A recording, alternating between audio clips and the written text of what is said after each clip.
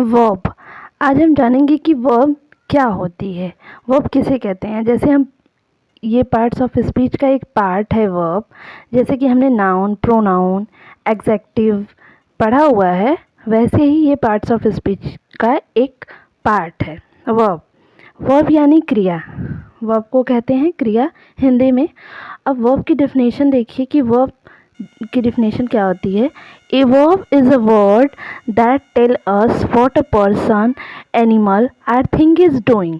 यानी क्रिया एक ऐसा शब्द है जो हमें बताता है कि कोई व्यक्ति, कोई जानवर या कोई थिंग क्या कर रहा है। व्हाट, क्या कर रहा है, यानी उसके करने को जो जो शब्द बताए कि वो क्या कर रहा है, तो उसे हम कहते हैं वर्ब।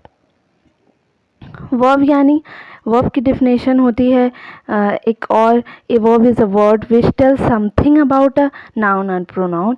यानी जो ऐसा शब्द यानी ऐसी क्रिया जो हमें बताए नाउन के प्रोनाउन के बारे में, जो हमें बताती है। जैसे देखिए, word which show action, noun and pronoun are called verbs. यानी ऐसे शब्द जो नाउन और प्रोनाउन के एक्शन को बताए, दिखाए, उसे हम कहते हैं verb. Verb are also called action word or doing words. Verb को हम एक्शन वर्ड भी कहते हैं और डूइंग वर्ड भी कहते हैं। अब वर्ब देखिए कितने टाइप की होती है। वर्ब इतना इम्पॉर्टेंट पार्ट है पार्ट्स ऑफ स्पीच का कि इसके बिना सेंटेंस बन ही नहीं सकता। यानी वर्ब के बिना सेंटेंस नहीं बन सकता। जैसे कि एक इंजन होता है, इंजन के बिना कोई चीज़ चल नहीं सकती। जैसे कार में या किसी भी चीज़ में जो इंजन होता है चलता है, उसके बिना नहीं चल सकता। तो उसी तरह वर्ब के बिना कोई सेंटेंस बन ही नहीं सकता। अब देखते हैं सेंटेंस वर्ब कितने प्रकार की होती है, यानी kinds of verb. Kinds of verb, there are three types of verbs: transitive verb, intransitive verb, और intransitive verb, auxiliary verb। यानी 3 टाइप होते हैं verbs के। अब देखते हैं verb को, ट्रांसिटिव वर्ब को क्या कहते हैं। ट्रांसिटिव वर्ब को सकर्मक क्रिया कहते हैं। हिंदी में ट्रांसिटिव वर्ब को सकर्मक क्रिया कहते हैं। जैसे अब इसकी डेफिनेशन देखिए, a verb is transitive if the action passes over from the subject to object. यानी ऐसी क्रिया, वह क्रिया सकर्मक क्रिया होती है जो अपने एक्शन को अपने सब्जेक्ट तक न रखकर अपने ऑब्जेक्ट तक भी पहुँचाए। यानी ऐसी क्रिया जो अपना प्रभाव अपने कर्ता तक सीमित न रखकर अपने कर्म पर भी डाले उसका प्रभाव, तो उसे हम ट्रांसिटिव वर्ब कहते हैं। सिंपल सा ये समझ लीजिए कि ट्रांसिटिव वर्ब में ऑब्जेक्ट की ज़रूरत होती है और इनट्रांसिटिव वर्ब में ऑब्जेक्ट की ज़रूरत नहीं होती है। यानी ट्रांसिटिव वर्ब वह वर्ब है जिसके साथ ऑब्जेक्ट आता है और इनट्रांसिटिव वर्ब वह वर्ब है जिसके साथ ऑब्जेक्ट नहीं आता है, तो उसे हम कहते हैं ट्रांसिटिव वर्ब। अब देखते हैं, the door of an action is a subject. यानी डोअर मीन्स भी कर्ता होता है और सब्जेक्ट मीन्स भी कर्ता होते हैं। यानी जो कर्ता अपने एक्शन को दिखाए उसे हम कहते हैं transitive verb. The thing on which the door acts is called the object.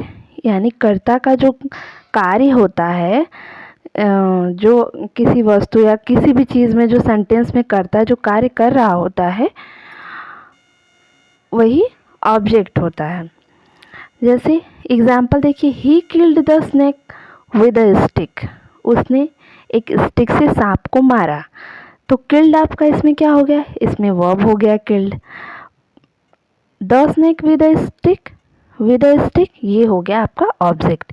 यानी ऐसी वर्ब जिसमें ऑब्जेक्ट आए तो उसे हम कहते हैं transitive verb. We like chocolate, हम चॉकलेट पसंद करते हैं। तो इसमें लाइक जो है वो ट्रांसिटिव वर्ब है। यानी ट्रांसिटिव वर्ब की एक सिंपल सी पहचान ये भी है कि जो ट्रांसिटिव वर्ब की एक सिंपल सी पहचान है कि हम उस वर्ब के साथ व्हाट या होम लगाकर क्वेश्चन करते हैं। यानी किल्ड में हम व्हाट लगाकर क्वेश्चन करें कि उसने क्या मारा, तो सिंपल सा आंसर आ जाएगा स्नेक। स्नेक मारा, किससे मारा, होम। होम लगाकर जब प्रश्न करेंगे कि किससे मारा, किल्ड मतलब मारा, किससे मारा। और स्टिक, स्टिक से मारा। व्हाट, व्हाट लगाकर जब क्वेश्चन करेंगे तो वो क्या मारा, द स्नेक, उसने एक सांप मारा। यानी आपको जो वर्ब दी हुई है सेंटेंस में, उसमें व्हाट और होम लगाकर क्वेश्चन करना है। बदले में जो आंसर आएगा वही आपका ऑब्जेक्ट होगा। इससे आप समझ पाएंगे कि अच्छा इस सेंटेंस में ऑब्जेक्ट है तो ये ट्रांसिटिव वर्ब है। अगर उसमें ऑब्जेक्ट नहीं आता है तो वो इनट्रांसिटिव वर्ब होगी। अब हम देखते हैं इनट्रांसिटिव वर्ब की डेफिनेशन क्या है। इनट्रांसिटिव वर्ब को हिंदी में कहते हैं अकर्मक क्रिया। इनट्रांसिटिव वर्ब को हिंदी में कहते हैं अकर्मक क्रिया। तो अकर्मक क्रिया की डेफिनेशन देख लीजिए, यानी इनट्रांसिटिव वर्ब की डेफिनेशन देखिए। An intransitive verb is a verb that denote a state और an action that is complete in itself. यानी अकर्मक क्रिया वह क्रिया है जो अपने एक्शन को या अपनी क्रिया को, अपनी अवस्था को, कहने का मतलब है कि intransitive verb, an intransitive verb is a verb that denote a state or an action that is complete in itself। यानी अकर्मक क्रिया वह क्रिया है जो अपने आप में किसी क्रिया को पूर्ण करती है, किसी भी क्रिया को अपने आप में ही पूर्ण कर देती है, पूर्ण होने का बोध कराती है, तो उसे हम इनट्रांसिटिव वर्ब कहते हैं। यानी इसको अपनी मीनिंग कंप्लीट करने के लिए किसी ऑब्जेक्ट की ज़रूरत नहीं होती है, तो उसे हम कहते हैं इनट्रांसिटिव वर्ब। मैंने बताया ट्रांसिटिव वर्ब में कि इसमें ऑब्जेक्ट रहता है और इनट्रांसिटिव वर्ब में ऑब्जेक्ट नहीं होता है, वो विदाउट ऑब्जेक्ट उसकी मीनिंग कंप्लीट होती है। जैसे एन इनट्रांसिटिव वर्ब, इसका तो मैंने समझा दिया। आई होप आपको समझ में आएगा। अगर जो चीज़ें आपको समझ में ना आए तो वो कमेंट करके ज़रूर बताएं। अब देखें द स्टार शाइनिंग, एग्जाम्पल देख लीजिए। द स्टार शाइन यानी तारे चमकते हैं। अब इसमें कोई ऑब्जेक्ट नहीं है, ये अपने आप में इसकी कंप्लीट मीनिंग है। ही वॉक स्लोली, वो धीरे धीरे टहल रहा है या वो धीरे धीरे टहलता है। तो ये इसमें सिंपल से हम पहचान सकते हैं कि इनट्रांसिटिव वर्ब में ऑब्जेक्ट नहीं होता और ट्रांसिटिव वर्ब में ऑब्जेक्ट होता है। अब देखते हैं ऑक्सिलरी वर्ब क्या होती है। ऑक्सिलरी वर्ब की डेफिनेशन देखिए। ऑक्सिलरी वर्ब को हम हिंदी में कहते हैं सहायक क्रिया। ऑक्सिलरी वर्ब को हम हेल्पिंग वर्ब भी कहते हैं।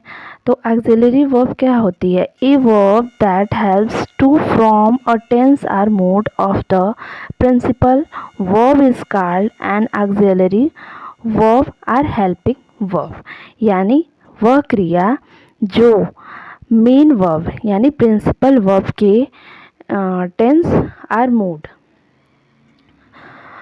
प्रिंसिपल वर्ब की टेंस आर मोड को जो हेल्प करे, मूड के या मनोदशा के बारे में बताने में जो हेल्प करे प्रिंसिपल वर्ब की, तो उसे हम कहते हैं ऑक्सिलरी वर्ब। यानी ऐसी वर्ब जो मेन वर्ब की मनोदशा या समय को बताने में, उसकी अवस्था को बताने में जो मदद करे, उसे हम कहते हैं ऑक्सिलरी और हेल्पिंग वर्ब। जैसे the sun is shining in the sky, सूर्य आकाश में चमक रहा है। तो ये उसकी स्थिति तो बता रहा है कि वो आकाश में क्या कर रहा है, चमक रहा है।